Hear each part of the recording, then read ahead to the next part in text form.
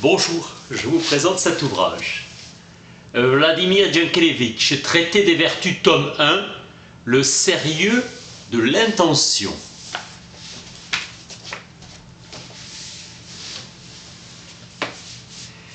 La liberté est le présupposé nécessaire de toute appréciation morale. Le réductionnisme est de réduire l'éthique au religieux. Cogito et dubito impliquant le scepticisme, colère et indignation du mensonge chez tous les hommes doués d'une conscience morale. La volonté est jugée libre et responsable. L'immoralisme de Nietzsche dénonce passionnément la méchanceté et le ressentiment des faibles, affirmant la supériorité des valeurs vitales. Le cynisme est la forme du moralisme déçu. La vénératio vitae, disait Albert Schweitzer, passe avant tout. D'abord survivre, l'être passe avant le bien-être et avant les manières d'être. L'éthique va dans le sens de l'être et en affirme la valeur. La plénitude d'une monade est au détriment de la voisine, car les individus se gênent, ou comme dirait Leibniz, empêchent ici-bas. Il est dit que le malheur des uns fera le bonheur des autres. Chacun est moi pour soi et par devers soi. Toute existence en vaut une autre du point de vue transcendant des témoins. L'égoïsme est un reproche contre lequel les plus médiocres se défendent passionnément. Le plaisir est innocent, par contre la complaisance n'est pas neutre. Il n'y a pas de mal en soi, l'ego n'est ni bon ni mauvais. La préférabilité de l'altruisme, désintéressement, amour ou générosité apparaît comme une évidence. Sacrifice gratuit que fait l'ego de son être propre. Le mot conatus indique l'être soucieux de se conserver, le désir d'être et d'être soi ontiquement détache de lui-même le désir d'être pour l'autre et de faire cet être, cet autre, de cet être, cet autre. La mort étant l'obstacle limite, Platon promet le sort d'Icare aux téméraires qui prétendent grimper d'un seul coup au zénith sans passer per gradus debitos. Une vie morale privée de tout ce qui lui résisterait est vouée à la dissolution et à l'inanition. L'homme moral est freiné, alourdi par le plomb de l'égoïsme, mais aspiré vers la hauteur. Ingrat à qui prend son élan dans le malgré. C'est sur fond de tentation que se détache et se soulève en nous l'effort moral. L'esprit, dit Nikos Kazantzakis, est comme un oiseau carnivore. Il a besoin de la résistance d'une chair vivante. Luther nous convie à pécher fortement pour connaître le feu du repentir. L'Évangile réserve la joie du ciel au pécheur qui traversa l'épreuve de la pénitence. L'égoïsme contrecarre l'altruisme. Le sujet doit vivre pour soi s'il veut vivre pour autrui.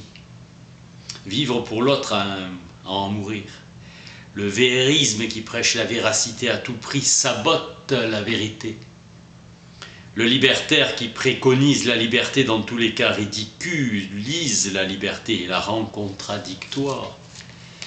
Le sacrifice est total où il n'est pas. Le désintéressement est un égoïsme sans cesse refoulé. L'instinct égoïste veille. C'est dans les vies intensément personnelles que l'abnégation a son plein sens, car c'est ici que l'homme a le plus à perdre. Mourir pour l'autre prend un sens sublime et vertigineux. Le mérite est toujours malgré, pardonné. Max Scheler, il faut désirer se venger pour pouvoir pardonner. La faute et l'offense alimentent la vie d'un pardon.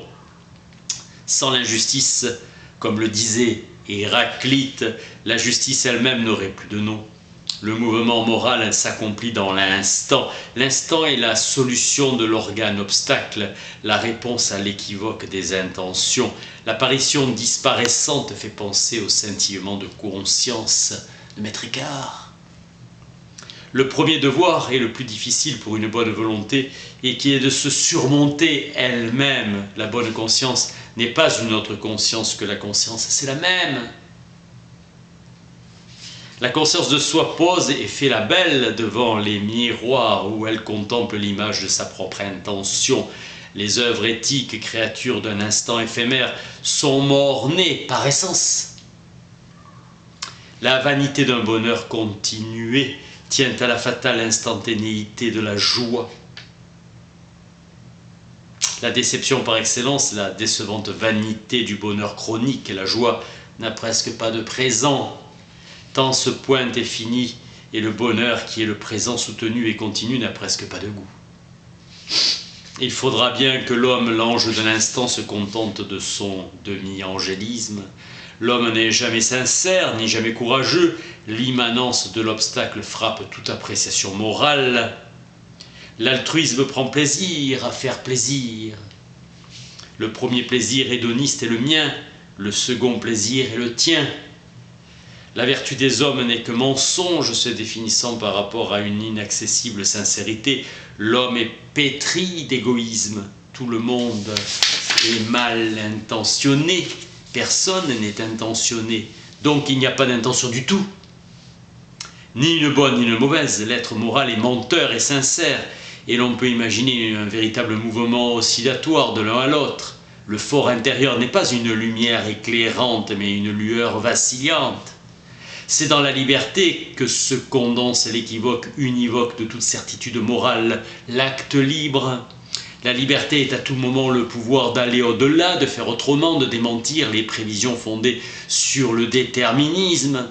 La mauvaise volonté vient parfois de l'ignorance, mais l'ignorance est une mauvaise excuse de la mauvaise volonté alibi. L'ignorance est une faute de plus et une circonstance aggravante du péché. Abélard, le péché par ignorance est une faute doublée. L'homme ne peut pas ne pas être libre, et en ce sens la liberté est son premier obstacle. La liberté est à la fois immanente et transcendante à l'essence de l'homme. Le bien exige parfois qu'on ne dise pas la vérité. L'homme n'est pas un être pur sur fond impur, mais plutôt un être impur sur fond de pureté. Le bonheur, dit Jules Laforgue, n'a pas de présent, mais seulement un passé et un futur. La conscience s'écrase selon l'avant et l'après. Schelling dit « Dieu ne veut pas pour sa créature d'une béatitude involontaire et il la met dans l'alternative, soit de la posséder librement, soit de la perdre. Dilemme, car elle est la perdre, soit par innocence, soit par conscience, il la perdra. Soit par innocence, soit par conscience. Aristote ajoute « Personne n'est heureux à son insu », le bonheur étant dans la manière d'être, le bonheur est dans l'acte, non dans la possession. L'instinct est une amitié qui ne trompe pas, agir c'est toujours faire. La conscience est mémoire et imagination, l'éternité est le souci de l'instant, l'humanité est le tout dans l'espace comme existence dans la durée, citoyen du monde. La souffrance poursuit le fuyard, dit Marc Scheller, et le bonheur fuit le chasseur.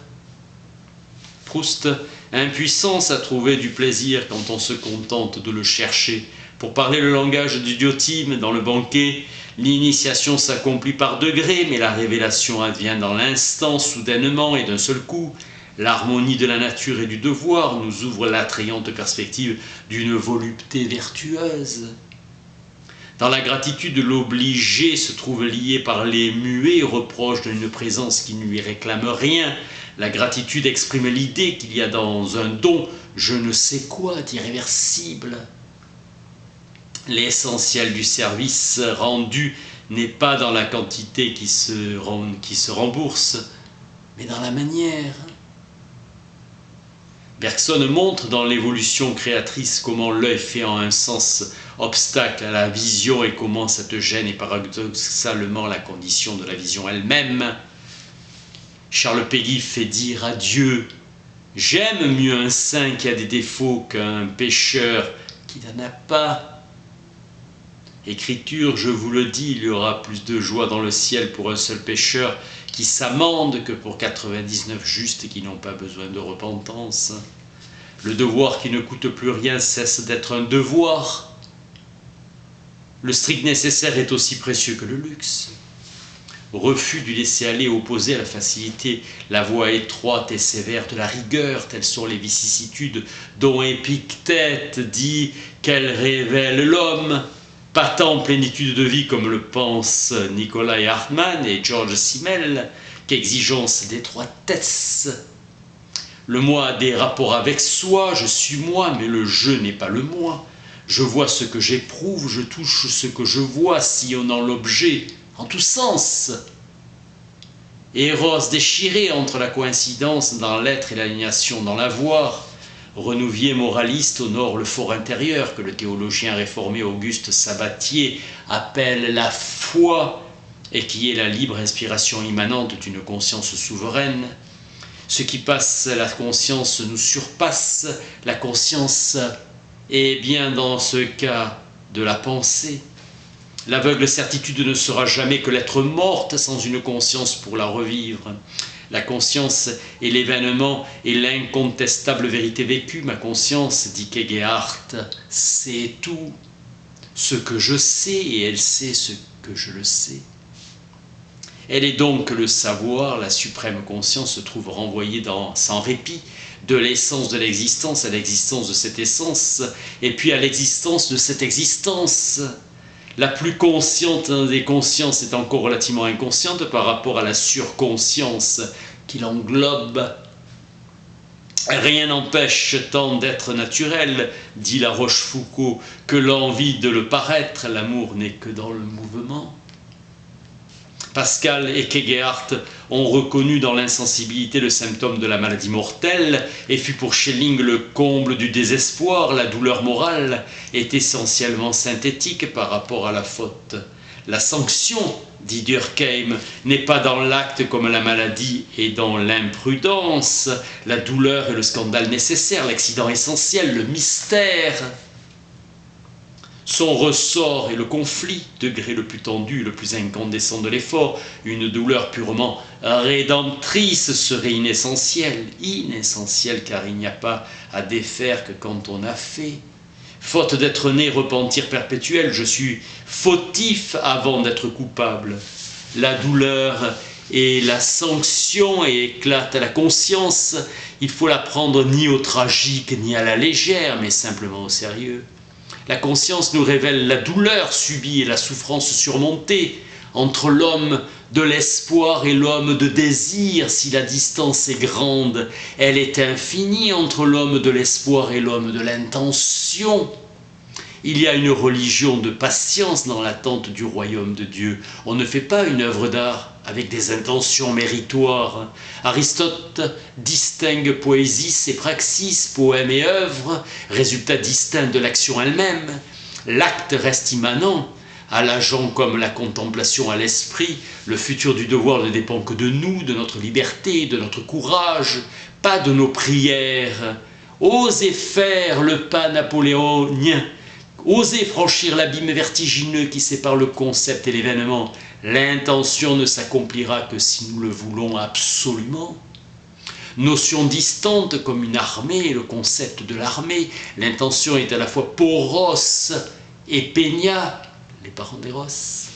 L'intention est par rapport à l'acte, la vacuité infinie, l'élan passionné, la volonté de faire.